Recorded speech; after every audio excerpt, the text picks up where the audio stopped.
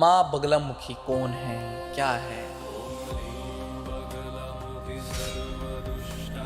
लोगों को लगता है ये कोई शक्तिपीठ है, कोई मैया का अंग गिरा इधर। नहीं, ऐसा कुछ नहीं है। स्तंभन की देवी है, 10 महाविद्या से 8 नंबर पे है। और एक ही मंदिर नहीं है बगलामुखी का, हर जगह अलग अलग है। कोई चमत्कारी स्टोरी बताओ। मैंने एक बार है ना यज्ञ के अंदर मैया की परछाई देखी। माँ बगलामुखी की साधना अगर कोई गलत ढंग से करता है तो उल्टा पड़ता है। पड़ता है, बिल्कुल बहुत ज्यादा उल्टा पड़ जाता है। अब मंत्र उच्चारण कर रहे हैं तो ग्रह नेगेटिविटी आपके पास आ रही है, जीवन तहस महस होना चालू हो जाता है। माँ बगलामुखी की कृपा पाने के लिए सबसे ज़्यादा इम्पोर्टेंट क्या है? सबसे ज्यादा इम्पोर्टेंट है माँ के प्रति। क्या चमत्कारी इशारे हैं जो आपको बोल रहे हैं कि आप पूजा करो? पार्टी दारू वगैरह सब पीते थे, सब कर रहे हैं, कोई एंजॉय कर रहा है और वो छोड़ दिया और वो कुछ नया कर रहा है, तो ये मान लो आप बगलामुखी से कनेक्ट हो रहे हैं।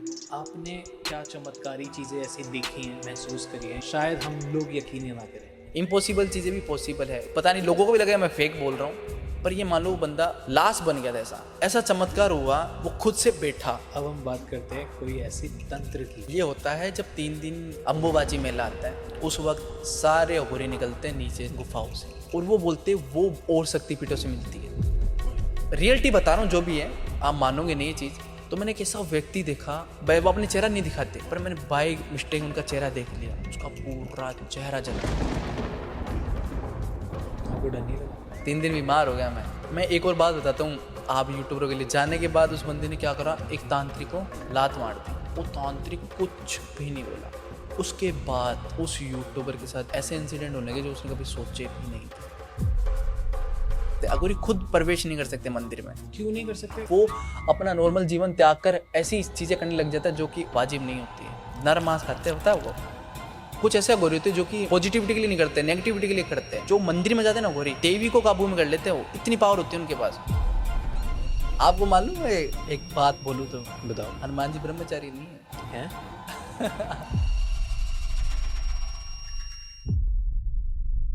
आज का टॉपिक ऐसा है जो मैं बहुत टाइम से ढूंढ रहा था, एक परफेक्ट गेस्ट मिल जाए जो मेरे को सारी इन्फॉर्मेशन बहुत विस्तार में, बहुत डेप्थ में और बहुत खुद से महसूस करके बता पाए। मैं कोई भी रैंडम एपिसोड किसी इंसान के साथ करना नहीं चाहता था जो इतना स्पेशल हो मेरे लिए। आज का एपिसोड हमारा है माँ बगलामुखी स्पेशल। इतने टाइम से आई वॉज सर्चिंग फॉर इतनी सारी इन्फॉर्मेशन जो मेरे को आज मिली है। सो आई वॉन्ट कि एपिसोड आप लोगों के लिए भी इतना स्पेशल हो, आपको भी वो सारी रहस्यमय बातें उनके बारे में पता लगे।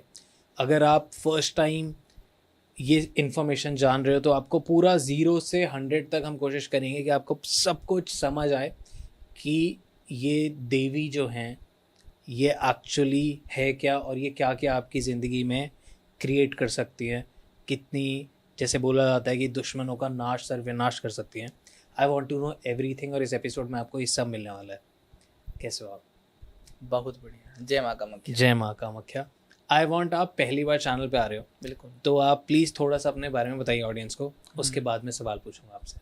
देखिए, मेरा नाम, जो मेरा शुभ नाम है वो है करण जी। हम कामाख्या से बिलोंग करते हैं।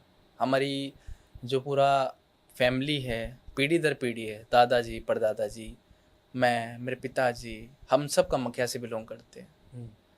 कामाख्या में हम पंडे हैं और ऐसा है कि घर का माहौल ऐसा रहा कि इतना स्पिरिचुअलिटी, इतनी भक्ति भाव सब में, तो उस वजह से मैं आज एक इस रूम में बैठा हूँ कि मेरे को भी पसंद है भक्ति भावना, माताओं मैया के मंदिरों में जाना, उनसे कनेक्ट होना, उनसे बातें करना, साधनाएं करना, सिद्धियाँ करना, कुछ ऐसी चीज़ें करना जो कि नॉर्मल इंसान नहीं करता हो। राइट। आपने बताया पंडे। नॉर्थ इंडिया में और नॉर्थ बेल्ट में ज़्यादातर लोगों को पंडे वर्ड से शायद समझ ना आए कि ये पंडे क्या होते हैं। हम लोग यूजुअली पंडित बोलते हैं, तो आप वो भी बताइए लोगों को। पंडे एक आसामी भाषा है जी। पंडे मतलब पंडित। सो आप कितने टाइम से वहाँ पे हैं कामाख्या टेम्पल में और वहाँ पे ये चीज़ कर रहे हैं, पूजा कर रहे हैं, पाठ कर रहे हैं? मेरा तो जन्म ही, जो मेरा जन्म हुआ है ना जी, वो ही कामाख्या मैया के द्वारा हुआ, ये मान के चल लो। पिताजी मेरे बोलते हैं, मेरे पिताजी थे वो 8 साल के चले गए थे इधर, और मैं मेरी फैमिली में सबसे छोटा हूँ। तो मेरे पिताजी बोलते हैं कि तेरा जब तू होने वाला था तो डॉक्टर ने तेरे को मना कर दिया था कि जिंदा नहीं बच पाएगा, मतलब हो नहीं पाएगा, कोख में ही हो जाए, कोई मेरे अंदर कोई खून वगैरह की कमी आ गई थी चीज़ों के शरीर में, बोलते हैं ना खून दूध के साथ मिल जाता है, पानी पानी हो जाता है, ऐसा कुछ, ठीक है, वैसा कुछ हो गया था, तो पॉसिबल नहीं था। तो मेरे पापा ने उधर उस टाइम माँ कामाख्या की बड़ी सीढ़ियाँ ऊपर चढ़ने पड़ती है, 800-900 सीढ़ियाँ, देखी आपने? हाँ। तो वहाँ पर उन्होंने कोई मन्नत मांगी थी, ठीक है, कि अगर ये हो गया तो मैं तेरे दरबार पे आऊँगा। और कैसे आऊँगा? घुटनों के बल, पैरों से नहीं, घुटनों के बल से, घुटनों से सीढ़ियाँ चढ़ूंगा, घुटनों से सीढ़ियाँ चढ़ूंगा मैं। ओके। तो उसके बाद मैं हुआ, तो जब से फिर मेरे को ऐसा बोलते हैं तो माँ कामाख्या की देन है तेरे ऊपर, और माँ कामाख्या की हम पे बहुत कृपा है, बहुत बड़ी कृपा है कि लोगों का उद्धार करते आ रहे हैं, लोगों के जीवन में खुशियाँ लाते आ रहे हैं, परेशानी दूर करते आ रहे हैं, ये कृपा है। इसलिए मैं बोलता हूँ कि मैं माँ कामाख्या से जुड़ा हुआ हूँ, हम वहाँ के पंडे हैं, ये कारण है। कितने साल से आपके पिताजी कामाख्या धाम है? मेरे पिताजी देखिए 8 साल के जब थे, उम्र छोटी सी उम्र थी जब चले गए थे, आज वो 68 के हो रहे हैं, और वहीं से है। हाँ, और दादाजी परदादाजी तो काफ़ी टाइम से थे, तो कम से कम करीबन मान लो 150 साल हो गए, उधर ही है हमारी फैमिली पूरी। बताइए आप माँ बगलामुखी के बारे में बताइए। माँ बगलामुखी कौन है, क्या है? लोगों को लगता है कोई शक्तिपीठ है कि कोई मैया का अंग गिरा इधर, नहीं, ऐसा कुछ नहीं है। ये 8वीं महाविद्या है, स्तंभन की देवी है, 10 महाविद्या में से 8 नंबर पे है। स्तंभन मतलब किसी भी चीज़ का सर्वनाश करना, खात्मा करना, उसको ख़त्म करना, ठीक है। और स्तंभन की देवी कैसे? एक मदन नाम का राक्षस हुआ करता था, वो अपनी जीभ से कुछ भी बोलता था ना, उसने क्या करा, जो हमारे ब्रह्मा जी है उसकी उसने पूजा करी, आराधना करी और मन्नत मांग ली, एक तरीके से बहुत भयंकर तरीके से उनकी आराधना करके उनसे वरदान मांग लिया कि जो भी मैं बोलूँ वो सच हो जाए। उन्होंने बोल दिया तथास्तु, जाओ आनंद करो जी। अब वो जैसे जैसे जो जो बोलता वो बातें सच हो जाती, वो सारी बातें सच हो जाती। अब ऐसे करके उसने पूरे ब्रह्मांड में हाहाकार मचा दिया, जो बोल रहा वो बात सच हो रही। तो विष्णु भगवान ने सरोवर नदी के आगे एक तपस्या करी और इनको जागृत करा, जो कि है माँ बगलामुखी। फिर मैया ने क्या करा, अपनी गदा से उसके जीभ पकड़ी, ठीक है, और उस पर वार करा, ठीक है, उससे उसका सर्वनाश हुआ। और ये ऐसा कहा जाता है कि ये शत्रुनाश की देवी है, ठीक है। ये हमें ऐसा फील कराती है कि हम उनसे खुद कनेक्ट हो जाते हैं। हाँ, ठीक है, ये हमें ऐसा फील कराती है कि हम उनसे खुद कनेक्ट हो जाते हैं, कि हम कुछ गलत करने जा रहे हैं तो हमारे अंदर गिल्ट फील करवा देगी है कि तुम कुछ गलत कर रहे हो। जो बगलामुखी का उपासक होता है ना, महसूस कराती है, जो आईना दिखा देती है। हाँ, जो बगलामुखी का उपासक होता है ना, वो उसको बहुत बड़ी उपासना करनी पड़ती है बगलामुखी की। कैसे?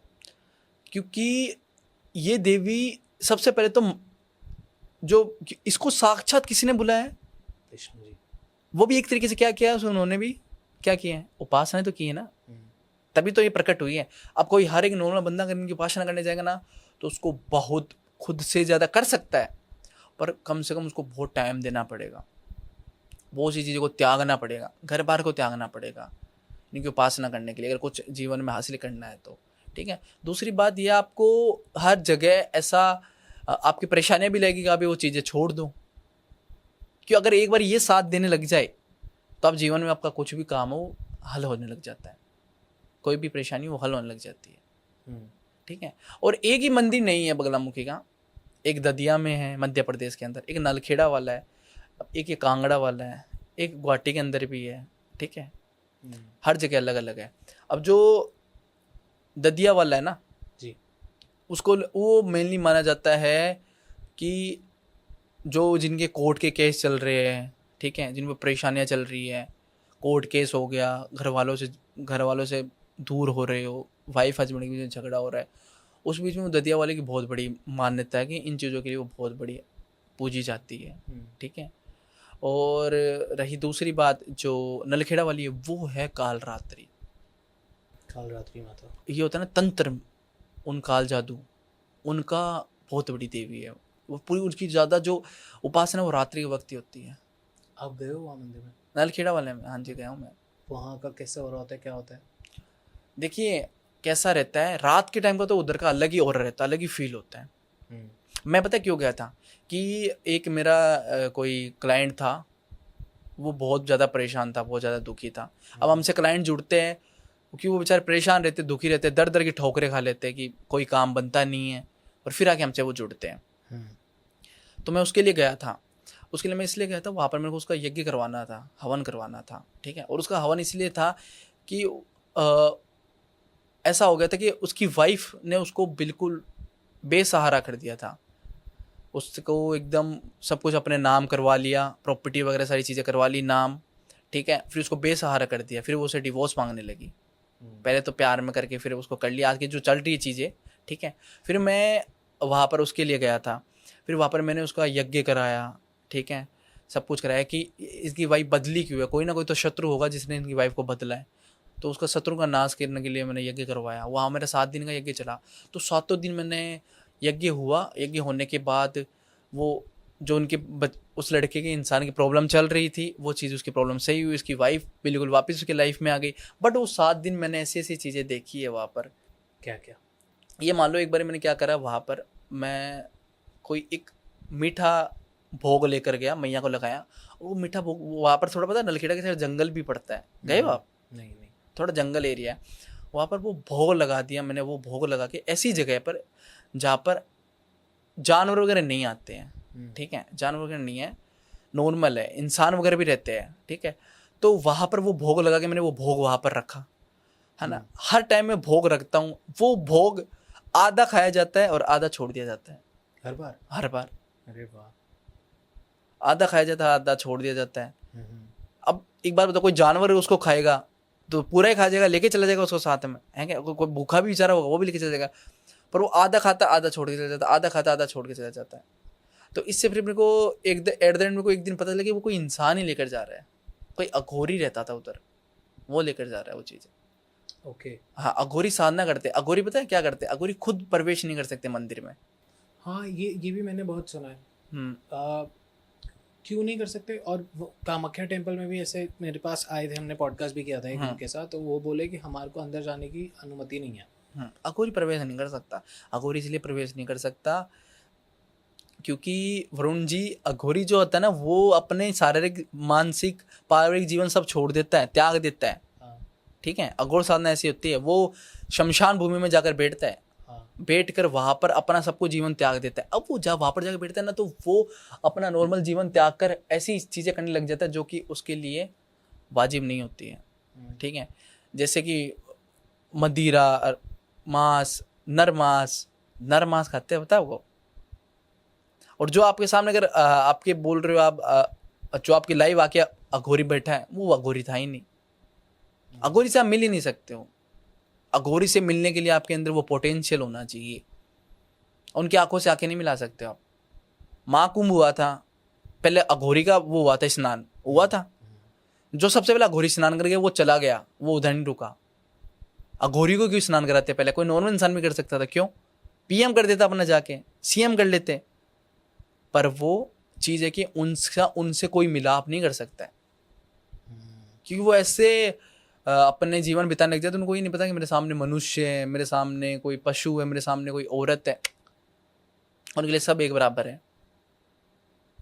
तो मंदिर देवी देवताओं में जाना उनका अलाउड नहीं होता, ठीक है। इसलिए इसी कारण कि वो अपना जीवन अलग तरीके से जीने लग जाते हैं। तो पर अलाउ क्यों नहीं करते? अलाउ इसलिए नहीं करते, मैं समझाता हूँ। क्योंकि वो कई साधना ऐसी करती है, नर जो नर का शरीर होता है उसके ऊपर साधना करते हैं, मरे हुए के ऊपर, ठीक है। और साथ में कुछ ऐसी चीज़ें करते हैं जो कि कुछ ऐसे अघोरी होते हैं जो कि बेनिफिट, मतलब किसी के पॉजिटिविटी के लिए नहीं करते, नेगेटिविटी के लिए करते हैं, गलत के लिए करते हैं, ठीक है। हाँ, और हो सकता है ज़्यादा अघोरी क्या करते हैं, जो मंदिर में जाते हैं ना अघोरी, उस देवी को कैप्चर करके ले आते हैं अपने काबू में। देवी को काबू में कर लेते हैं, वो इतनी पावर होती है उनके पास। हाँ बिल्कुल। इसके पीछे कथा भी एक, बताओ। एक भैरवनाथ करके एक अघोरी रहा करता था, ठीक है। वो इतना खुद में इतना ये था कि मेरे से बड़ा कोई अघोरी नहीं है, मेरे से बड़ा कोई तांत्रिक नहीं है जी। उसने माँ कामाख्या को बोला था, मैं तेरे को वश में करूंगा।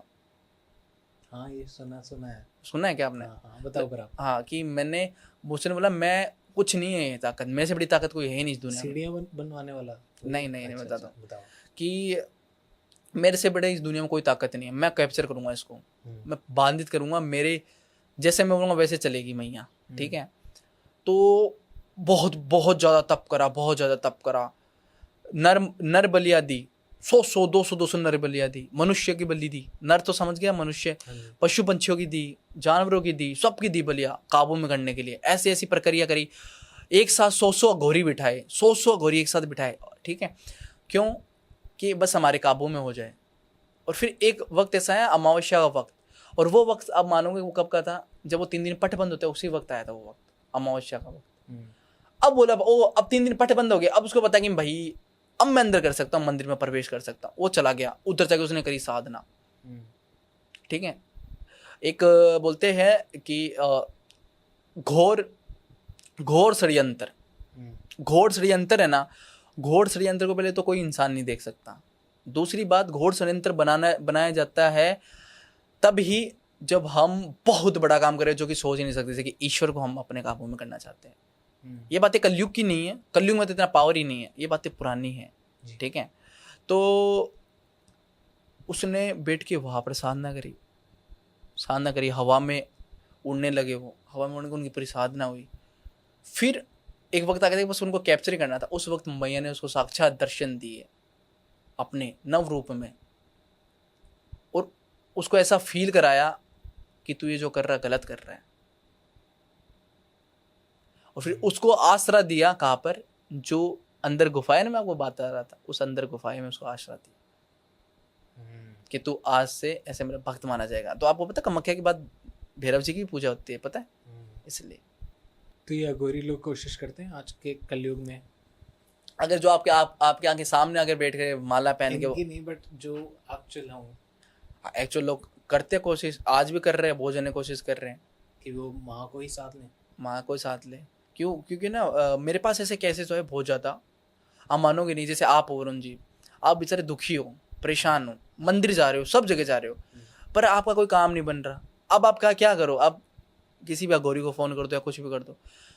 अब कुछ तो बहुत से तो अघोरी तो फेक होते हैं, पर जो रियल अघोरी है कभी कभी वो भी उनसे कनेक्ट हो जाता है, ठीक है। वो कनेक्ट होने के बाद वो क्या करता है, वो करना तो चाहता है उनके लिए पॉजिटिविटी के लिए कि उनका काम सही हो जाए, पर उनके ऊपर और चीज़ें हावी हो जाती है। क्यों हावी? इसलिए हो जाती है कि वो एक रुद्र रूप में उनको पूछता है, ऐसे रूप में पूछता है जिस रूप में इंसान सोच ही नहीं सकता। हम कभी, आप और मैं ऐसा कभी वो चीज़ विजुअली नहीं कर सकते माइंड में ही। तो वो ऐसे आया वो केस कि वो बेचारा बहुत दुखी हो गया, वो गया उनके पास, अपनी परेशानी बताई, लव प्रॉब्लम थी, अपनी परेशानी बताई कि ये परेशानी है मेरी, और फिर उसने काम कराया। बट मानोगे नहीं, उसके जो घर में बैक टू बैक डेथ होने लगी। कभी ताऊ जी खत्म हो गए, कभी चाचा जी खत्म हो गए, अभी तो घर से बाहर हैं। वो जैसे घर में एंटर होने लगी, कैसे एंटर हुई, सबसे पहले उसका जो सबसे प्यारा कुत्ता था उसकी डेथ हो गई। और ये रियल चीज़ है। उसने मेरे को फोटोज़ वगैरह भेजी, हर चीज़ बताइए, बोले भैया ये हो रहा है मेरे साथ। फिर मैंने बोला कि हाँ कुछ तो दिक्कत है। फिर मैंने चीज़ें देखी, माँ कामाख्या के मंदिर के द्वारा चीज़ देखी मैंने। देखने के बाद पता चला कि ये कारण है, इस चीज़ों की वजह से ही हो रहा है। तो फिर मैंने उसको ऐसे कुछ अनुष्ठान बताए, साथ में कराए। जैसे आप कामाख्या चलोगे मैं आपको कराऊंगा। मैंने कहा तू गलत चीज़ों में पढ़ चुका है, इन चीज़ों तेरा पर फ़ायदा नहीं होगा, तो ये सही चीज़ें कर जिससे तो भगवान के उससे भी कनेक्ट होगा और सही भी होगा। तो वो चीज़ें उसने करी, तो वो उन चीज़ों से निकल गया वापस। ऐसी बात है। आपने बताया कि आपने माँ कामाख्या द्वारा वो चीज़ें देखी, ये कैसे होता है? देखो कोई भी चीज़ हमें देखने के लिए ना, अब जैसे आपने पूछ रहे हो कि माँ के द्वारा आपने कैसे देखा कि वो ऐसे इंसान परेशान है, क्या है, दुखी है। तो देखो कुछ भी चीज़ देखने के लिए ना सबसे पहले तो मैया के ध्यान लगाना पड़ता है, ठीक है। और वो के अंदर खुद के अंदर सिद्धि भी होती है कि हम देख सकते हैं। जैसे हम बगलामुखी की हम पूजा करते हैं, तो हम बगलामुखी के हवन के द्वारा, जो उनका यज्ञ होता है उसके द्वारा हम इंसानों की जो परेशानी होती है उनको दूर करते हैं, ठीक है। कईयों की शत्रुनाशक की होती है, उस शत्रुनाशक का हवन कराते हैं। बहुत की और भी परेशानी होती है उसका हवन कराते हैं, ठीक है। ये मेनली चीज़ होती है कि हम वो ध्यान लगाते हैं ज्योत में, फिर चीज़ें देखते हैं कि हाँ क्या परेशानी है, क्या दिक्कत है। कुंडली के द्वारा देखते हैं, उसकी कुंडली भी बता देती है कि उसके ऊपर क्या परेशानी चल रही है, ऊपर क्या दिक्कत चल रही है, ऐसा।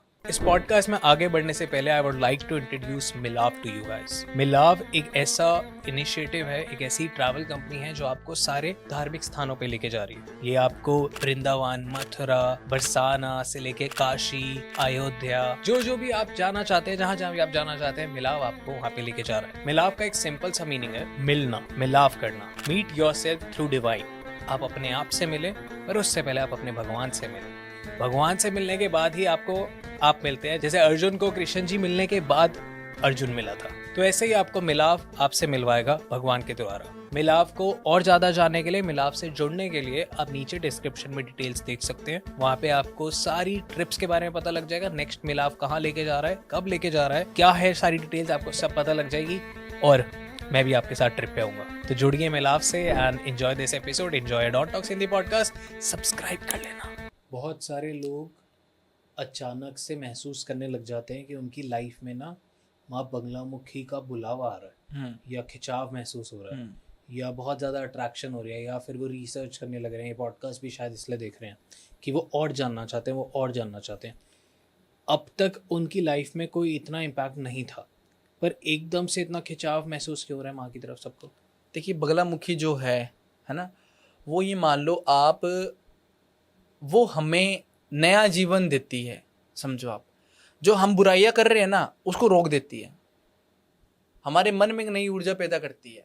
अगर आप अपने जीवन में नई रिचुअल्स, नई चीज़ें करने लगे हो, नए काम करने लगे हो, जो बुराइयां कर रहे थे, जैसे कोई लोग पार्टी दारू वगैरह सब पीते थे, सब कर रहे हैं, कोई एंजॉय कर रहा है, और वो छोड़ दिया और कुछ नया कर रहा है, तो ये मान लो आप बगलामुखी से कनेक्ट हो रहे हो, वो आपको बुलावा दे रही है। क्या इशारे हैं या क्या चमत्कारी इशारे हैं जो आपको बार बार बोल रहे हैं कि आप पूजा करो माँ बगलामुखी की बिना डरे? क्योंकि बहुत सारे लोग डर भी जाते हैं, तो वो क्या करते हैं, वो थोड़ी सी रिसर्च करते हैं, फिर कहते हैं ये हमारे लिए नहीं है, या फिर अभी हम तैयार नहीं हैं, और वो छोड़ देते हैं। बट ये गलत नहीं है। देखो, कई लोग डर जाते हैं, जो अगर बीच रास्ते में छोड़ रहा है ना चीज़ें, कि वो पूजा करता करता बीच में छोड़ रहा है, उसने कोशिश करी चालू करने की, फिर वो छोड़ रहा है, तो देखो ये गलत नहीं है। अगर उसको एहसास हो रहा है कि वो नहीं कर सकता बेचारा, तो कोई बात नहीं, उसको छोड़ देना ही चाहिए। अगर ज़्यादा गलत करेगा तो वो और इम्पैक्ट आपको नेगेटिव देगा, वो और गलत हो जाएगा। माँ बगलामुखी की साधना अगर कोई गलत ढंग से करता है तो उल्टा पड़ता है? पड़ता है, बिल्कुल, बहुत ज़्यादा उल्टा पड़ जाता है। कैसे? उल्टा कैसे? मंत्र उच्चारण होते हैं। हाँ। मंत्र उच्चारण हम करना चाह रहे हैं कि हमारा भला हो जाए, हमारा जीवन आगे बढ़े, और हम मंत्र उच्चारण ही गलत कर लेंगे। जैसे ओम हीम बगलामुखी नमः, ऐसा है मंत्र, ठीक है।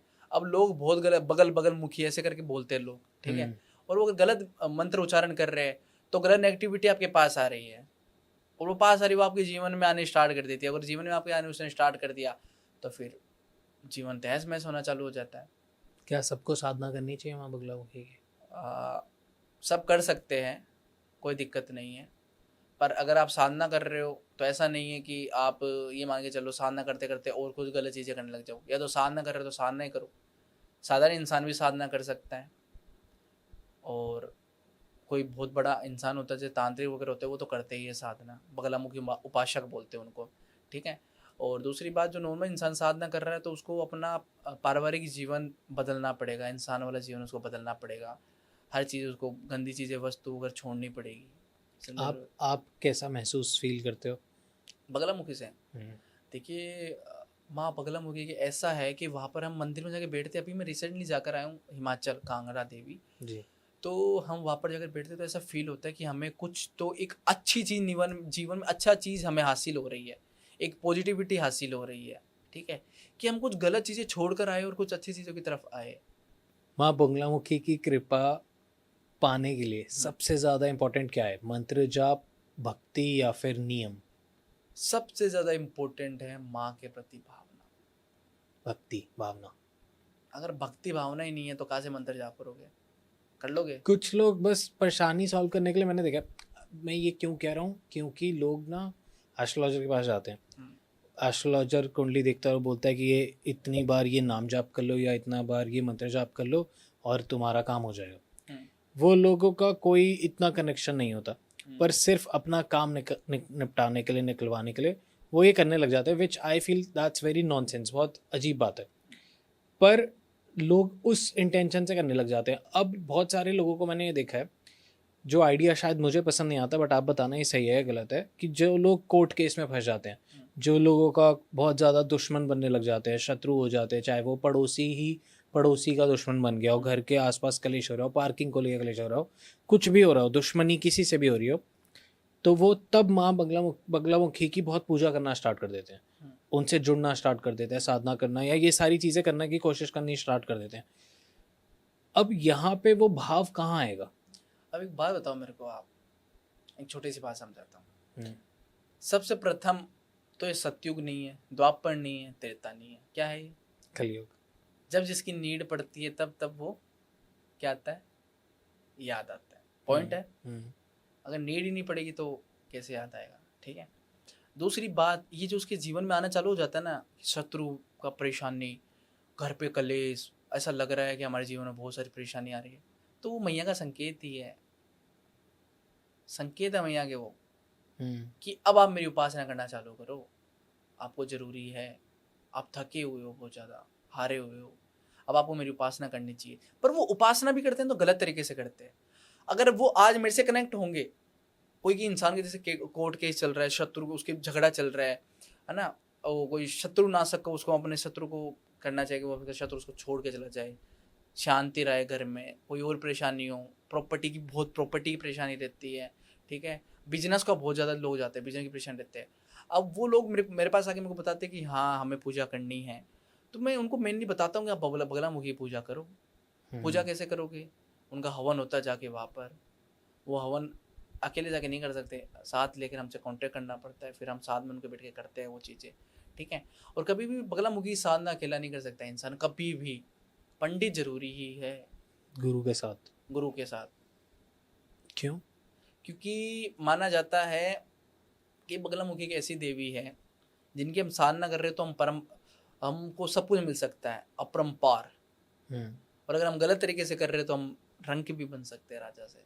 मैंने बहुत लोगों को देखा है जो गलत ढंग से कर रहे होते हैं, मेंटली इफेक्ट पड़ता है, फिर वो छोड़ते हैं, वो शांत होते हैं, उसके बाद नॉर्मल लाइफ जीने की कोशिश करते हैं। हाँ, मतलब कई लोग होते हैं कि यार मेरे को, कई लोग होते हैं ऐसे मन के अंदर ऐसा रखते हैं मेरे को बगलामुखी ज़्यादा जल्दी, मेरे को ना उनको प्रसन्न करना, जल्दी उनको खुश करना, कि वो जल्दी प्रसन्न हो जाए, जल्दी खुश हो जाए और हम पे कृपा कर दे। तो वो सब चीज़ें करते हैं, जैसे जैसे वो यूट्यूब पे देखते हैं, वो करते जाते मंत्र उच्चारण, हवन यज्ञ और जैसे पाठ वगैरह सब कुछ करने लग जाते हैं, ठीक है, मैया का पाठ भी होता है, सब कुछ करने लग जाते हैं, पर वो गलत तरीके से करते हैं, जल्दी पाने की लालच में, है ना।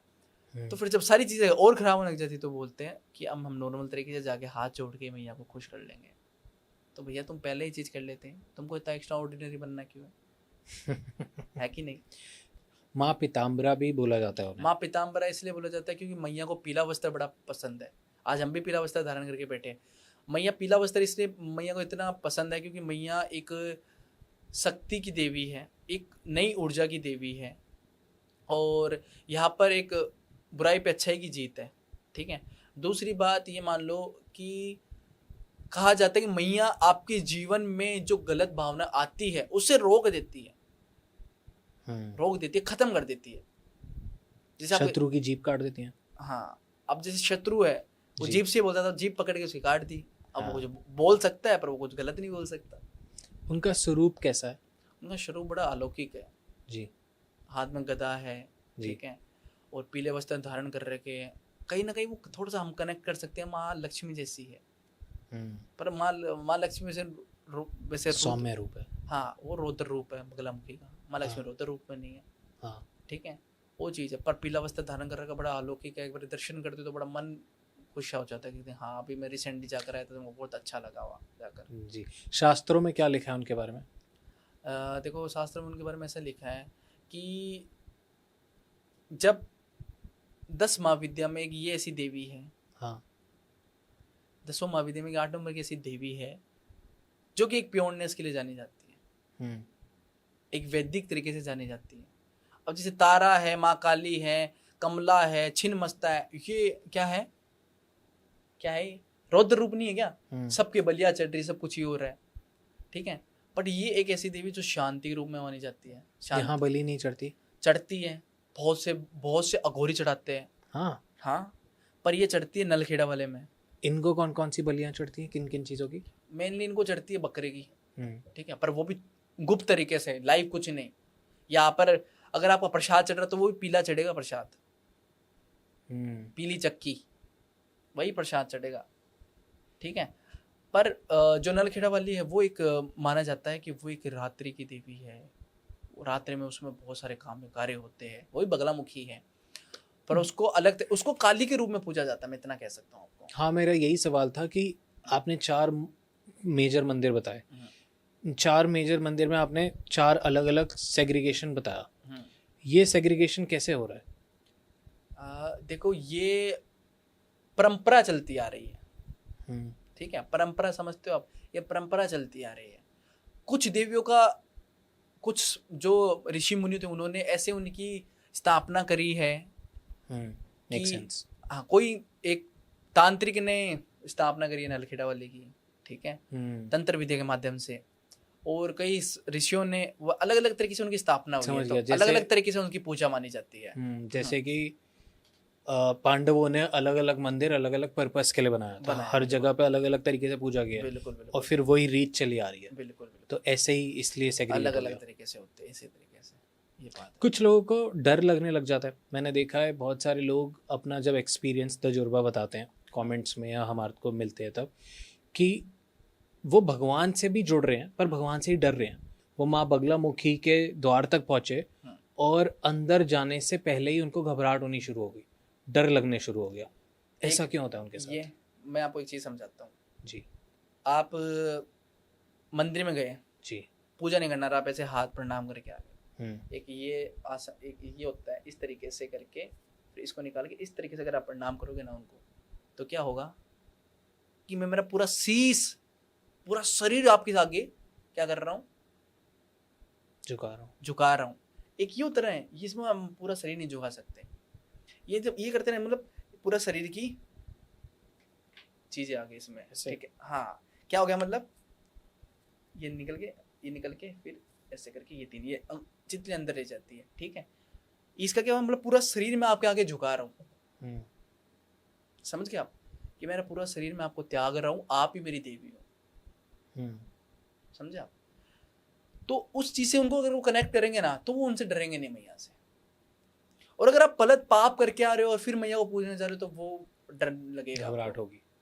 और ऐसा होता है कि कई लोग बोलते हैं मैं तो बड़ा पापी हूँ फिर भी मेरे को मैया बुला रही है, हाँ बोलते हैं भी होता है कि यार मैंने इतने पाप करके फिर भी मैया मेरे को बुला रही है, मैं तो बहुत से गलत काम करता हूँ। हाँ। तो वो मैया तुमको बुला रही है कि तुम वो सब चीजें छोड़ो, वो मौका दे रही है, त्यागो नहीं, वो तुमको बुरा वक्त दिखाएगी, वो बुरा वक्त नहीं दिखाना चाहती कि तू उसका परम भक्त है, तो तू वो चीजें छोड़ दे।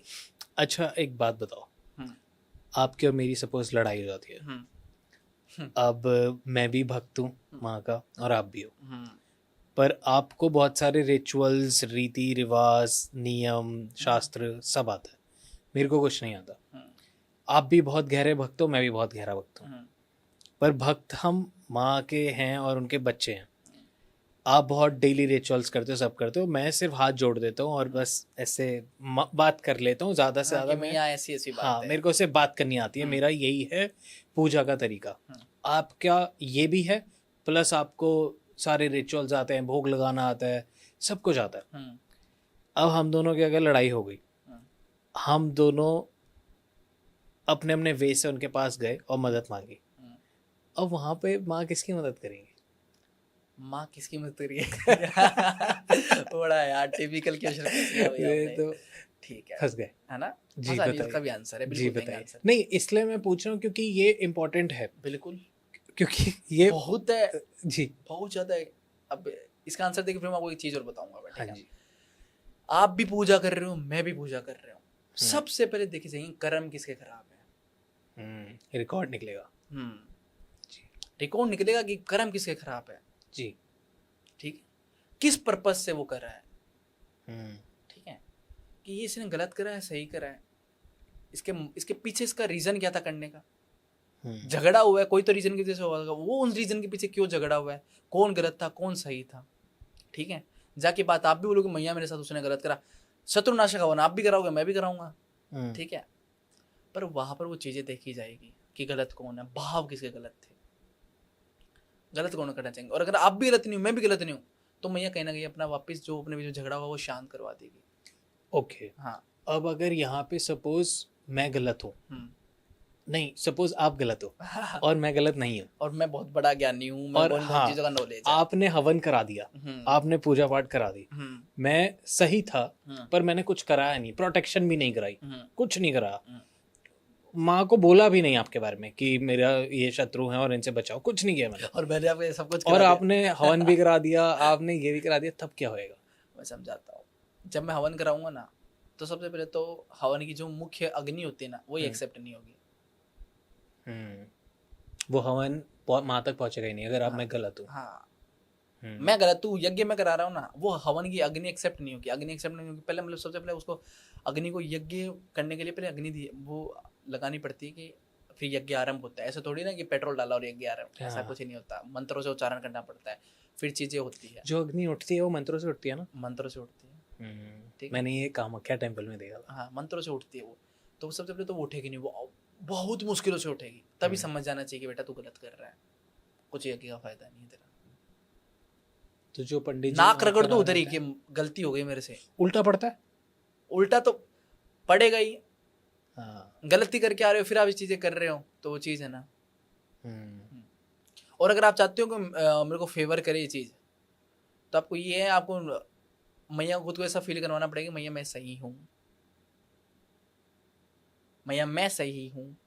आप प्रायश्चित करके हाँ, और ये कह सकते हो कि इसको खत्म करा दो या मुझे बाहर निकाल दो, क्योंकि गलतियां लोगों से हो जाती है। हाँ, अगर मैं हाँ यही होगा कि मैं क्या, तो मेरे को इसमें परेशानी से दूर कर दो, राइट है ना, क्या तो इस परेशानी को पूरी खत्म कर दूं या मेरे को खत्म कर दो, या तो मुझे खत्म कर दो। हाँ, लाइक बहुत बहुत लोगों से गलतियां मजबूरी में हो जाती है। बिल्कुल। सपोज मजबूरी में किसी के पास पैसा नहीं था और बैंक का चेक बाउंस हो गया, तो आपके ऊपर लीगली केस हो जाता है। अब टेक्निकली वो केस अगर आपके पास पैसा नहीं है तो आपकी टाइम खा रहा है, आपका एनर्जी खा रहा है, आप वकीलों को पैसा दे रहे हो, तो आपका नुकसान ही हो रहा है।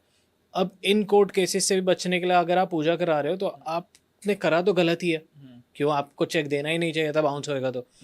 पर अब हो गया और कोई ऑप्शन नहीं था। वो अब ऐसा ही चीज सही बोल रहे हो आप। अब एक इससे रिगार्डिंग केस है कि एक बड़े भाई ने एक छोटे भाई की प्रॉपर्टी ले ली। हाँ। गलत करा उसके साथ। हाँ। ठीक है, मेरे पास आया कि अब मेरे साथ मेरा छोटे भाई ने मेरे पे केस कर रखा है, तो मेरे को केस निपटा दो मेरा कैसे भी करके। तो मैंने बोला कि बगलामुखी का उपासना करनी पड़ेगी, उनकी साधना करनी पड़ेगी, केस निपट जाएगा, कोई दिक्कत नहीं, मैं करूँगा आपके साथ, ठीक है, इतना इतना ऐसे ऐसे चीज़ें होगी, पूरा आपका केस निपट जाएगा। पर अब आपकी नज़र में तो वो गलत है कि छोटे भाई की खा ली ना प्रॉपर्टी, ठीक है, तो छोटे भाई ने वो करा, तो अब वो हम करेंगे। अब उसके मन में मैंने आपको एक चीज़ बोली थी कि मैया मन के अंदर ये जागृत करती है, तो गलत कर रहा है तो सही कर रहा है, चीज़ छोड़ दे। तो हम वो वहाँ पर जाके यज्ञ करेंगे ना, तो वो केस कैसे निपटेगा? वो केस ऐसे निपटेगा, उन दोनों का वापस सुलझावा हो जाएगा। वो बड़े वाले को समझ जाएगा मैंने गलत करा, तो बड़े वाले को प्रॉपर्टी दे देगा छोटे वाले को, वो केस निपट जाएगा। हुआ? राइट, ठीक है। अब ऐसा नहीं करती मैया कि छोटे वाले को सल्टा दिया, ऐसा नहीं करती, ठीक है। और बहुत से अभिनेत्री, नेता लोग, बहुत से सब जाते हैं उधर, जो कितने जा रहे हैं, अब तो सभी जा रहे हैं। वो इसलिए जा रहे हैं ना, इसलिए जा रहे हैं कि हमने ये गलतियां करी है पास्ट में, तो हम चाहते हैं इसका पश्चाताप करना, तो पश्चाताप करने के लिए जाते हैं। आज के टाइम पे आई फील कामाख्या धाम पे बहुत लोग जाते हैं, पर बहुत टाइम तक लोगों को कामाख्या धाम के बारे में पता भी नहीं था। मतलब आई फील पॉडकास्ट में आने के बाद वहाँ पे लोगों का जाना बहुत ज़्यादा बढ़ गया। पहले जाने से पहले लोग डरा भी करते थे कि लोगों को लगता था वहाँ पे जाएंगे, कामाख्या धाम जाएंगे तो वहाँ पे बहुत सारे तांत्रिक होंगे, बहुत सारे डार्क मैजिक होता है, ब्लैक मैजिक होता है, तो वो लोग हमारे ऊपर कुछ ना कर दे, हमारे को ये ना हो जाए, वो ना हो जाए। और आपने बचपन से ही देखा है, तो क्या परिवर्तन आया है तब से अब तक? उस वक्त भी तंत्र विद्या होती थी, आज भी तंत्र विद्या होती है, और आने वाले 1000 सालों में भी तंत्र विद्या होगी। राइट, तंत्र विद्या को कोई नहीं रोक सकता है। हाँ, ठीक है। बात ऐसी है, आज के टाइम पे दुनिया कैसे जा रही है, रील्स बनाने, फोटोज क्लिक करने, पिक्चर्स क्लिक करने। और उस टाइम पे कोई ना कैमरा होता था, ना कोई फोन होता था। उस टाइम पे जाते थे सच्चे मन से, सच्चे भाव से। आज की दुनिया से पागल हो रही है कि कोई तांत्रिक बैठा, वो बेचारा उधर साधना कर रहा है, उसके जाके माइक लगा देंगे। ये पता नहीं है उसको कि वो उसको मिनट लगेगा 2 उसको बर्बाद कर देगा, वो है कि नहीं। तो जब भी कभी कोई भी मंदिर जाओ, कामाख्या नहीं कोई भी मंदिर जाओ, तो सच्चे भाव से सच्चे मन से जाओ कि भगवान से मिलने जा रहे हो। ये फ़ोन वगैरह को सबको दूर रख के जाओ, उनसे कनेक्ट हो, भगवान से मिलने जा रहे हो। तो बात ऐसी है, उस टाइम पे मैं तो छोटा सा था, जब से मैं तो देखता आ रहा हूँ। पापा लेके चले जाते थे हम, और तब से मैं तो तंत्र विद्या तांत्रिक लोगों को देखते आ रहा हूँ, इन चीज़ों में हूँ। मेरे पिताजी है, पिताजी को भी नॉलेज है इन चीज़ों का, मेरे को भी ज्ञान है, तंत्र का भी ज्ञान है, हर चीज़ों का ज्ञान है। एक थोड़ा पर्सनल सवाल पूछूं? बताओ। मैं जब कामाख्या टेम्पल गया हूँ, जब कामाख्या धाम गया हूँ, तो मैंने बहुत सारी ऐसी चीज़ें देखी हैं जो मैं लोगों को एक्सप्लेन भी नहीं कर सकता। अगर मैं वो समझाना भी चाहूँगा, जो मैंने दृश्य देखे अपनी आंखों से, तो मैं कभी समझा ही नहीं पाऊंगा, क्योंकि वो इतने अनरियल हैं, इतने आउट ऑफ द वर्ल्ड है। और मैं बताऊंगा तो शायद लोगों को ये लग सकता है कि मैं व्यूज़ के लिए बता रहा हूँ, क्योंकि मैं एक यूट्यूबर हूँ, मे बी उनकी नज़रों में, या पॉडकास्टर हूँ, तो वो सिर्फ सेंसेशन बनाने के लिए बता रहा हूँ। बट आप बचपन से उस धाम में हैं, बचपन से आप वहाँ पे हैं, आपने क्या चमत्कारी चीज़ें ऐसी देखी हैं, महसूस करी हैं, या हमने सामने होती देखी हैं, जो शायद हम लोग यकीन ही ना करें? कुछ आपको ऐसा किस्सा पता है? बिल्कुल बिल्कुल, मैं सुनाता हूँ किस्सा, बहुत इंटरेस्टिंग किस्सा है कि देखो, कहा जाता है कि वहाँ पर वो ऐसा स्थान है जो लोगों को लगता है कि वो पॉसिबल नहीं हो सकता, वो भी वहाँ पर पॉसिबल है। इम्पॉसिबल चीज़ें भी पॉसिबल है, क्योंकि वहाँ पर चमत्कार क्यों है? क्योंकि वहाँ पर एक ऐसी चीज़ की पूजा हो रही है जिसके बिना ये पूरा ब्रह्मांड अधूरा है। ब्रह्मांड का उद्धार ही नहीं हो सकता उसके बिना। वो क्या है? योनि। ठीक है, उसी से पुरुष का जन्म होता है, उसी से स्त्री का जन्म होता है, उसी से जो हम कह सकते हैं कि जो पुरुष और स्त्री का मिलन होके एक बनता है किन्नर, उसका भी उसी से जन्म होता है। हर जगह हर इंसान का उसी से जन्म होता है जी, पशु पक्षी सबका। तो वहाँ पर वो है।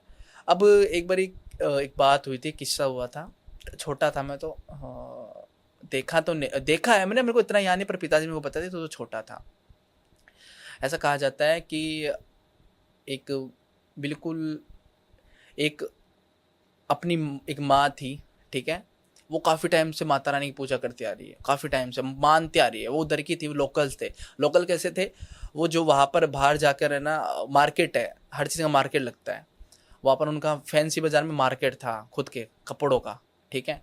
तो ऐसा था कि उसका बच्चा था, वो बहुत बीमार हो गया था, बहुत बीमार हो गया था।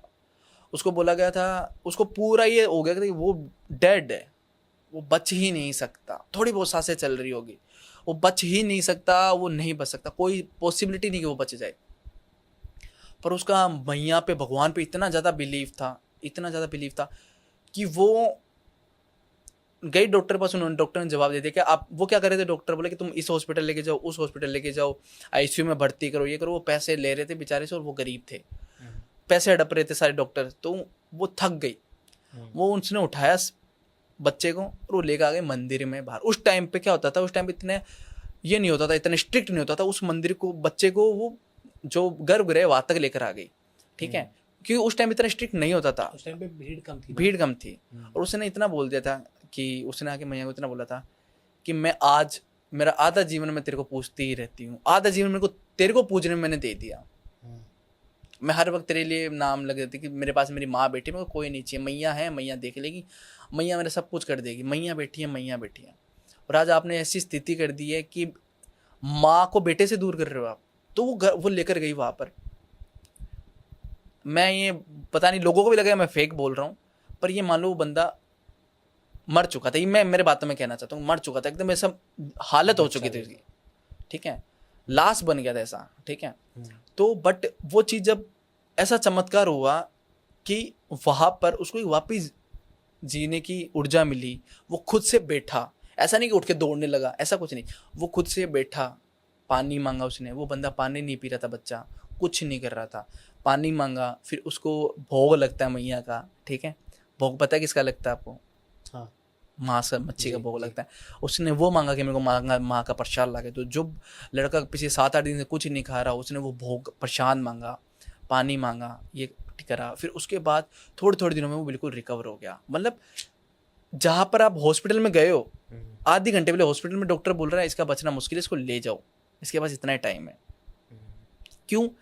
क्योंकि बोलते हैं उसके खाना वो डाल रहा था, उसकी फूड पाइप थी ना, वो पूरी फूड पाइप पता नहीं एक इन्फेक्शन वजह से सड़ गई थी, क्या हो गया था कि पूरी सूजना गई थी, एकदम खत्म हो गया था कि वो खाना खा ही नहीं सकता, अटक जाता था, मतलब दर्द होता था, कुछ भी छोटा सा भी नहीं वाला खाता था तो इतना दर्द होता था, वो क्यों खाए बेचारा, वो भूखा रहता था। जय माँ का। तो उसने उस वक्त मतलब माँ का भोग मांगा, पानी मांगा, ये करा और उसी वक्त खाया।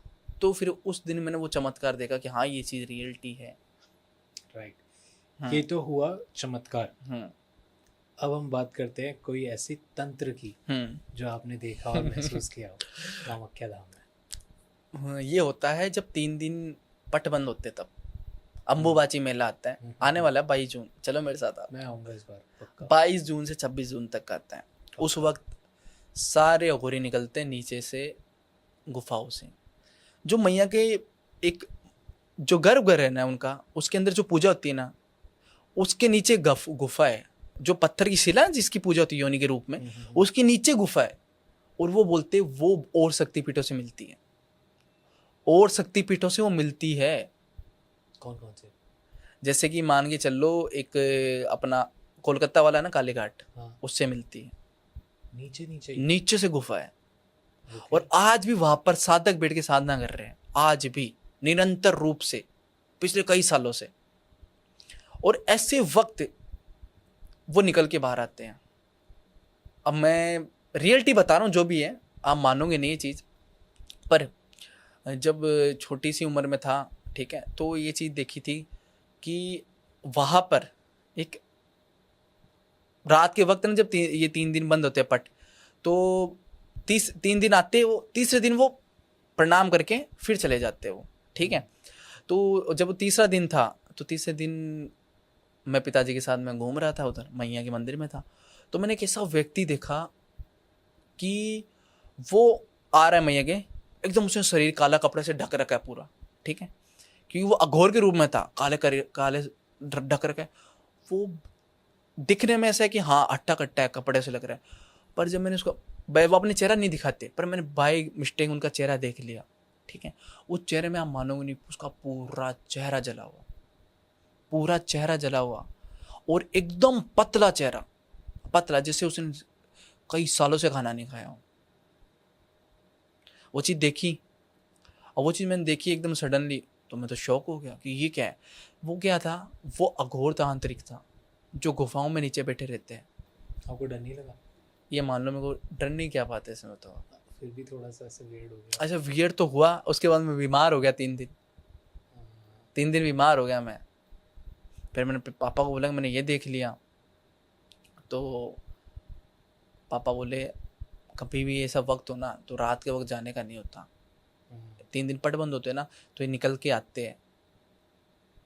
ये चीज़ है, ये रियल चीज़ है, आंखों से देखी मैंने, झूठ नहीं बोल रहा हूँ मैं। तो आप तो ऑलरेडी इतनी साधना करते हो, पूजा करते हो, सब कुछ कर रहे होते हो, अगर यही चीज़ मैंने देख ली होती या किसी नॉर्मल व्यूअर ने देख ली होती तो हमारे साथ क्या होता? पागल हो सकते थे आप। वो माइंड से चीज़ें निकलती नहीं है। उसके बाद है ना 3 दिन जब मैं बीमार हो गया था ना, तो मेरे पिताजी ने पता नहीं क्या क्या करा था मेरे ऊपर कि वो मेरे माइंड से निकल जाए। वो जैसे आँख बंद करता हूँ वही चेहरा दिखता है, जैसे आँख खोलता हूँ वही चेहरा दिखता है, कुछ खाने का मन नहीं करता, कुछ पीने का मन नहीं करता। तो इसलिए सावधान रहना चाहिए। हाँ, ऐसी जगह पे मजाक नहीं लेना चाहिए। बहुत सारे लोग सोचते हैं रील बन रही है, कोई पूजा कर रहा है, जाके उसके जैसे आपने बताया कि कैमरा ले जाते हैं, माइक ले जाते हैं, तो वो चीज़ सही नहीं है। कुछ भी हो सकता है। मैं एक और बात बताता हूँ, आप यूट्यूबरों के लिए जो कैमरामैन जो लेके चले जाते हैं कि हाँ वीडियो बनाएंगे, व्लॉगर वीडियो बनाएंगे, वायरल हो जाएंगे, वो गया अपने अपने अनुसार, वो बड़ा जैन जी गया। जाने के बाद उस बंदी ने क्या करा, एक तांत्रिक को लात मार दी, गलती से जानबूझ के। क्यों? क्योंकि वो बीच में बैठा था कहीं, वो अपनी साधना कर रहे थे, उनसे दूर हटके चलो, वो अपने में बिजी है, तो तुम उनको क्यों परेशान कर रहे हो? मंदिर के आसपास वो एरिया होता है जो बैठ के कर रहे होते हैं। हाँ, सीढ़ियों पे बैठे थे। अब उसको वहां से सीढ़ियों पे से, जहाँ से ना मैया का पूरा व्यू होता है, दिखता है पूरा जो गर्भगृह, वहां पर बैठ के वो साधना कर रहा था। अब ना उसको लगा कोई मांगने वाले भिखारी है, उसने मार दी उसको पैर, लात मार दी उसको। अब भैया वो उस वक्त कुछ नहीं बोला, वो तांत्रिक कुछ भी नहीं बोला, फिर उसको मार के क्षमा भी नहीं मांगी और उसको गलत बोलते कि हट भिखारी यहाँ से, कैसे बैठा है, तुम्हें को वीडियो बनानी है, अपने आप में ऐसे एटीट्यूड में बोलते हैं चीज़। उसके बाद उस यूट्यूबर के साथ बहुत ऐसे इंसिडेंट होने लगे जो उसने कभी सोचे भी नहीं थे। सबसे पहले तो जिस चीज़ से उसको घमंड था वो सब उसका डाउन आ गया। उसका ये मान लो जिससे शूट कर रहा था वो कैमरा टूट गया। उसी जस्ट उसके बाला ना उसके आधे घंटे बाद, जैसे उसको लात मारी उसके आधे घंटे बाद वो कैमरा हाथ से छूट गया, वो सीढ़ियों से गिर गया, सीढ़ियाँ है ना उधर, उससे गिर गया, वो टूट गया कैमरा। ठीक है। उसके बाद एक लाइक बता आपको बकरे की बलि दी जाती है, वो बाहर आया, कोई बकरा था। हाँ नहीं नहीं नहीं, वो बाहर आया, वो शूट करके कोई बकरा था, सींग वगैरह थे, उस बकरे ने उसको मार दिया। बकरा मार सकता है कभी? आप सोचो, वहाँ तो नहीं मारते हैं। नहीं मार सकता ना, उस बकरे ने उसको मार दिया। ठीक है। फिर वो जैसे तैसे करके गया। अब वो बंदा इंजर्ड हो गया। अब इंजर्ड होने के बाद उसने इतना ट्राई कर लिया हॉस्पिटल वालों के लिए, ऑटो वालों के लिए मांगने के लिए, मैं हॉस्पिटल छोड़ दो, हॉस्पिटल छोड़ दो। ठीक है। इंजर्ड कैसे हो गया? उस बकरे ने मारा तो वो इंजर्ड हो गया। अब वो बोल रहा है कि मेरे को हॉस्पिटल छोड़ दो, हॉस्पिटल छोड़ दो। आप मेरे को बताओ, कामाख्या मंदिर के बाहर ऑटो वालों की भीड़ लगी रहती है, ऑटो टैक्सी। हाँ, वो एक छोड़ दिया तो 10 जने रेडी हो जाते कि हमसे बैठ जाओ, हम पे बैठ जाओ। सब ने मना कर दिया, किसी ने हाँ नहीं करा। वो बोला 100 रुपये एक्स्ट्रा ले लो, मेरे को छोड़ दो। किसी ने नहीं मना करा। वो बंदा पैदल पैदल गया। अब हॉस्पिटल में गया, वहाँ पर डॉक्टर नहीं मिला, डॉक्टर नहीं मिला हॉस्पिटल में, वो भी कोई प्राइवेट हॉस्पिटल में गया। उधर उसने वेट करा आधे घंटे, वेट करा। अब वो डॉक्टर के बोलते तुम्हारा काफ़ी ज़्यादा ब्लीडिंग हो गई है शरीर से, ब्लीडिंग हो गई। ब्लीडिंग होने के बाद क्या है, अब एक तरीके से वो बहुत ज़्यादा पूरा ऐसा उसका वक्त आ गया कि वो परेशान ही हो गया। 2-3 दिन अब वो हॉस्पिटल में रहा, ना घर पे जा सका। अभी इस चीज़ का पूरा राउंड ऑफ क्या है, क्या है बताओ आप? इस चीज़ का पूरा राउंड ऑफ ये है कि वो दर दर की ठोकरें खाए हैं। किसी को ठोकर मारने से क्या होता है, ऐसे इंसान दर दर की ठोकरें खाता है। ठीक है। कि वो ना खुद का उसके पास पैसे का मन था, ना पैसा कमाया, नहीं आया ना काम, कुछ काम नहीं आया, वो दर दर की ठोकरें खाया। और ये चीज रियल है, वो आज भी है। मैं उसका नाम रिवील नहीं कर सकता, वो यूट्यूबर है, वो सच में है, वो बंदा आज भी है। कोई चमत्कारी स्टोरी बताओ। देखो मैं आपको झूठ नहीं बोलूंगा, ऐसा होता है कि कोई व्यक्ति होता है वो बहुत ही गलत होता है, वो व्यक्ति बहुत ही गलत होता है। ठीक है। बहुत ज़्यादा गलत होने की वजह से कोई उसके लिए कराने आ रहा है शत्रु निवास पूजा। ठीक है, शत्रु निवास हवन। ठीक है, कि वो शत्रु खत्म हो जाए, तो हाँ वो हो सकता है खत्म। खल्लास मर गया मतलब एकदम ऐसा हो गया कि अधमरा, जी रहा बट जीने का कोई फायदा हाँ जी रहा कोई फायदा नहीं, सब कुछ उसका लुट गया। मैंने एक बार है ना यज्ञ के अंदर मैया की परछाई देखी थी। हाँ अरे वाह। यज्ञ के अंदर मैंने मैया की परछाई देखी थी, हाथ में गदा ले रखा है और पूरी परछाई देखी थी मैंने। आपके रोंगटे खड़े हुए?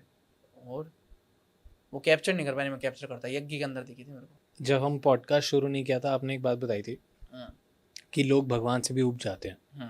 मैं चाहूँगा कि वो आप ऑडियंस के साथ शेयर करें और इसको और विस्तार में मेरे को बताएं।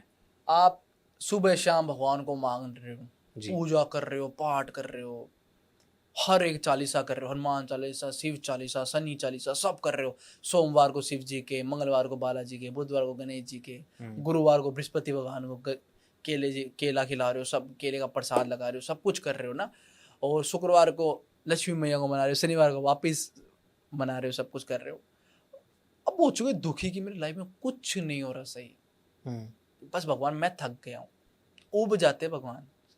आप बैक टू बैक एक काम करो, अब 12 ज्योतिर्लिंग के एक साथ करो ट्राई। कि गाड़ी उठाई, मेरा ओपन चैलेंज है, ओपन चैलेंज दे रहा हूँ मैं इधर। अगर ये बात सत्य निकल जाए ना, तो मैंने रूप धारण कर रखा है, जो भी चीज़ मैं कर रहा हूँ मैं सब छोड़ दूंगा, मैं नॉर्मल इंसान बन जाऊंगा। आप एक कोशिश करो, 12 ज्योतिर्लिंग की एक साथ बस उठाओ और चले जाओ, होंगे ही नहीं। एक पॉइंट आ जाएगा जहाँ पे आप कहोगे बस, होंगे नहीं, या कुछ ना कुछ परेशानी आ जाएगी। क्योंकि भगवान भी लाता है परेशानी के लिए, तू मेरे से ऊब जाएगा, ये कलयुग चल रहा है, ऊब जाएगा मेरे से। क्योंकि मैं भी तुमको लेट ही दूंगा दृष्टांत मतलब लेट ही तुमको रिजल्ट दूंगा, तो तुम ऊब जाओगे, तुम अभी तक पूजन को पूजने छोड़ दोगे। है कि नहीं? तो वो चीज़ है। एक बार बात ऐसी है, मीराबाई सुना नाम, कृष्ण जी की बहुत बड़ी भक्त थी जी, वो भी ऊब गई थी। कृष्ण जी से कृष्ण जी से। हैं? हाँ, उनका पति था भोज जो हाँ, था, हाँ, ठीक है, और उनकी सास कन्वर बाई। हम्म, वो बड़ा उनको परेशान करती थी, बड़ा कि तू सारे दिन लगी रहती है पूजा पाठ में, क्या कर रही है, छोड़ दे चीजें, कर दे, हट, रहने दे, छोड़ दे। और उसको दुख देते, मारते पीटते, बहुत परेशान करते, बहुत दुखी करते उसको। अब इतना कौन टॉर्चर सहन कर ले, करते रहे मेरा भाई, परेशान होते रहे। तो मेरा भाई कृष्ण जी को बोले, ये लो तुम्हारी फूलों से भरी टोकरी, ये लो तुम्हारी पूजा, ये लो तुम्हारी माला, ठीक है, मैं तो गई थक, तुम नहीं दे रहे दर्शन मुझे, ना मेरे को अब उम्मीद है कि तुम दर्शन दोगे मेरे को। मेरे जीवन में यही लिखा है कि मैं परेशान होती रहूंगी, कभी इनसे टॉर्चर, कभी उनसे टॉर्चर, तुम मुझे नहीं दोगे दर्शन, ठीक है। फिर कहा जाता है कि उनको एक गिलास में जहर का कुछ बनाकर दिया था, ठीक है, जहर का दूध दिया था, कुछ ऐसा दिया था। फिर कृष्ण जी ने उस टाइम पे उनको दर्शन दिया था कि वो जो जहर था वो भी अमृत बन गया था। बताओ। फिर उसके बाद वो वापस मैया के वो जो थी वो कनेक्ट हुई वापस कृष्ण जी से, मीराबाई हुई ना जी। क्यों? दर्शन दिए जब। तो भगवान को भी दृष्टांत दिखाना पड़ता है, भगवान को भी प्रूव करना पड़ता है कि मैं हूं, चिंता मत कर। ये तो है। इतना बहुत ज्यादा हाई तरीके से नहीं कर सकते कलयुग में, पर वो थोड़ा थोड़ा आपको दिखाते रहेंगे। वो एसेंस दे देते हैं कि बेटा बैठा हूं मैं, चिंता मत कर, हेलो फ्रेंड।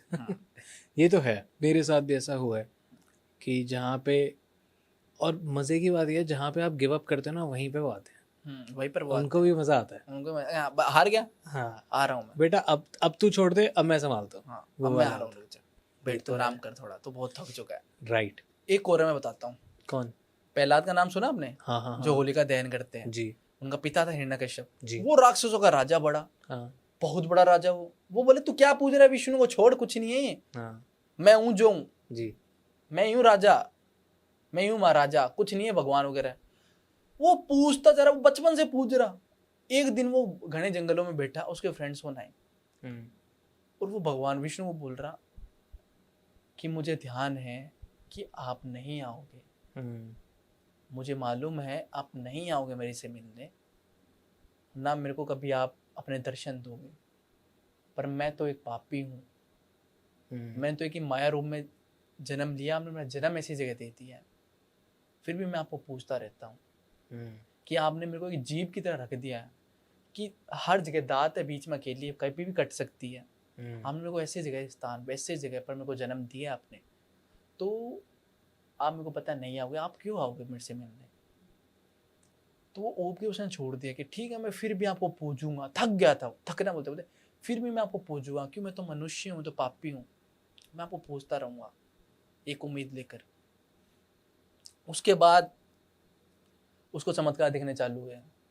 उसको कभी हाथी के नीचे दफन, उसके हाथी पे रखा गया पैरों के नीचे कि मर जाए, नहीं मरा, खाई में फेंक दिया था, खाई में फेंक दिया, ठीक है, घोड़े के पीछे बांध दिया। और कहा जाता है उस पर तीर चलाई गई थी, वो तीर फिर फूलों की बन गई थी।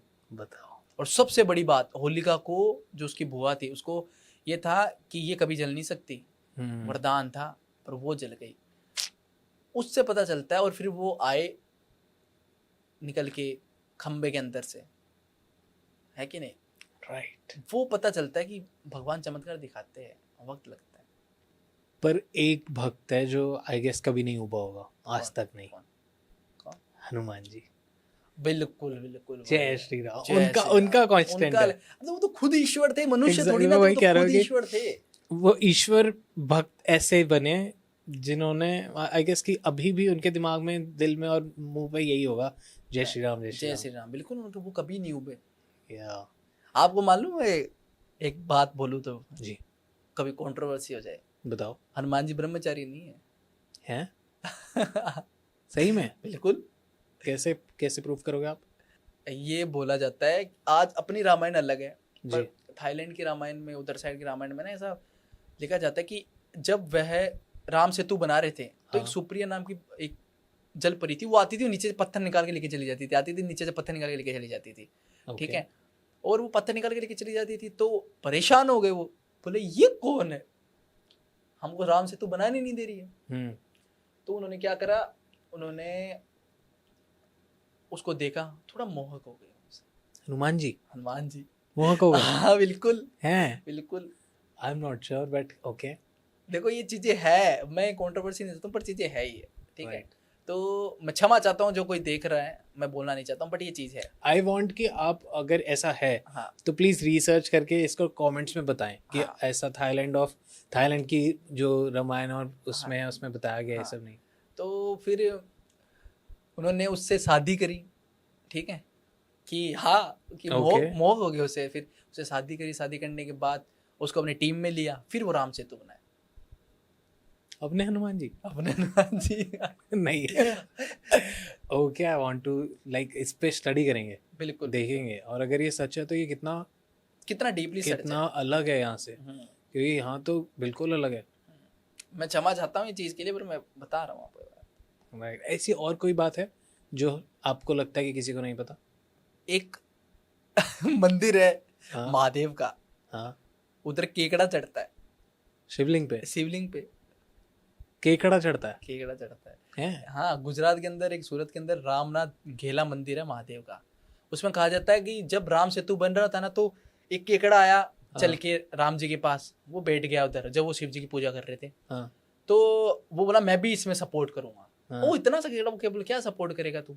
हाँ। तो पर उनकी जो भाव थे ना, वो भाव को देख के उन्होंने बोला कि आज से मैं तेरे को यहाँ जगह देता हूँ। तो ऐसा वक्त आता है सावन के अंदर कि उस पर केकड़ा चढ़ता है। सावन के महीने में। हाँ एक ऐसे उस टाइम की गिलहरी की भी कहानी थी कि गिलहरी के जो पीठ पे ऐसे लाइन नहीं होती थी, बिल्कुल, उस पर उंगली उस फेरी है। पे राम जी ने ऐसे उंगली हाँ। फेरी थी, क्योंकि वो छोटी छोटी गिलहरियां भी ना पत्थर फेंक रही थी बिल्कुल बिल्कुल उस सपोर्ट पे। कर रहे थे। हाँ जी, हाँ तो जी। ये है, ऐसी बहुत सारी कहानियां हैं जो पता नहीं लोगों को। जो हाँ एग्जैक्टली पता नहीं है। सो यहाँ तक आई गेस पॉडकास्ट बहुत इंटरेस्टिंग था। हमने बात करनी थी माँ बंगलामुखी की, बट हमने कामाख्या माँ की भी बहुत बात करी, तो आई गेस दिस इज, एक होता है ना कि पावर पैक एपिसोड बन गया। सो लोग बहुत सारे आपसे जुड़ना चाहेंगे, तो आप थोड़ा सा अपने बारे में बता दीजिए, क्योंकि फिर वो मेरे से पूछेंगे कि इनसे कैसे जुड़ें, तो आप ही प्लीज़ बता दीजिए। देखिए, बहुत से लोग, कोई भी परेशानी हो, कोई भी उसके जीवन में दुख हो, अपने प्रेम विवाह से लेकर, अपने घर में अशांति से लेकर, घर में कलेश से लेकर, बिजनेस में लो, संतान नहीं हो रही, बहुत सी परेशानी होती है, कैसी भी कोई की भी परेशानी हो, तो वो मेरे से जुड़ सकता है। नीचे मेरे कॉन्टैक्ट नंबर भैया डाल देंगे, और मैं उसको सही रास्ता दिखाऊंगा वैदिक मार्ग के द्वारा, जिससे आप भगवान से भी जुड़ोगे और आपको समस्या का समाधान भी मिलेगा, ठीक है। तंत्र, अघोर, इन चीज़ों में मैं आपको डालूंगा नहीं, पर मैं आपको ऐसा रास्ता दिखाऊंगा कि आप अपना ही चेहरा भगवान को जाके भी दिखा सको कि हाँ, मैं जीवन में कुछ सही कर रहा हूँ, कोई सही मार्ग पे चल रहा हूँ, मैंने किसी के साथ गलत नहीं करा। तो ऐसा रास्ता मैं दिखा सकता हूँ आपको। आपकी कैसी ही परेशानी हो, आप मेरे से जुड़िए, मैं आपकी उस परेशानी का आपको हल दूंगा, कुंडली के माध्यम से, वैदिक एस्ट्रोलॉजी के माध्यम से, हर चीज़ के माध्यम से। परफेक्ट। एंड आखिरी सवाल जो मैं सबसे पूछता हूँ आपसे ही पूछूंगा, कैसा रहा आपका एक्सपीरियंस एडोंटॉक्स के साथ? बहुत अच्छा रहा। सबसे पहली बात, आपका और मेरी एक वाइब मैच हो गई। अरे वाह। ठीक है। सोच के थोड़ी देर का आए थे, पर काफ़ी देर चलता रहा है, काफ़ी जी। देर से चल रहा है। राइट। बहुत ही इंटरेस्टिंग रहा, बहुत ही हमें आनंद आया, मज़े आए बातें करने में, बातें डिस्कस करने में। बहुत ही अच्छा लगा, अच्छा ऐसा लगा कि कोई अपना ही बैठा है सामने। 100%। और मैं चाहूँगा कि मैं जल्दी से जल्दी माँ बंगलामुखी का हवन करूँ आपके साथ मिलकर, बिल्कुल क्योंकि मेरे बिल्कुल को वो एक्सपीरियंस करना लाइव। बिल्कुल बिल्कुल, any time, done. Any time साथ चलो मेरे, हम करते हैं हवन। डन। जय माँ कामाख्या। जय माँ कामाख्या।